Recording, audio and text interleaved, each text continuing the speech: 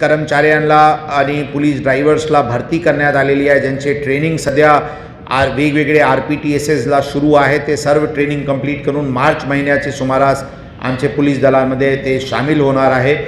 त्याचे जे वेकेन्सी आहे त्या भरण्यात आणि नवीन ट्रेनिंग यंग कर्मचारी आल्यामुळे नक्कीच कार्यक्षमता आमची आणखी वाढेल. ॲनिमल तस्करीबद्दल ऑलरेडी सांगण्यात आलेली आहे. सायबर गुन्ह्यांमध्ये किंवा चीटिंग चे ऑफेन्सेस असतील किंवा EOWचे ऑफेन्सेस असतील, हे पण आमच्यासाठी अत्यंत प्राधान्याचे विषय आहे. आम्ही पुढाकार घेऊन स्वतःहून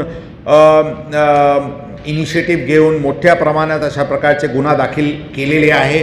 मागचे नोव्हेंबरचे काळात आपण सर्वांनी सायबर पोलीस स्टेशन आमचे पटेल बंगलाला सुरू झाली होती, त्याचे इनॉग्रेशनमध्ये आपण आले होते.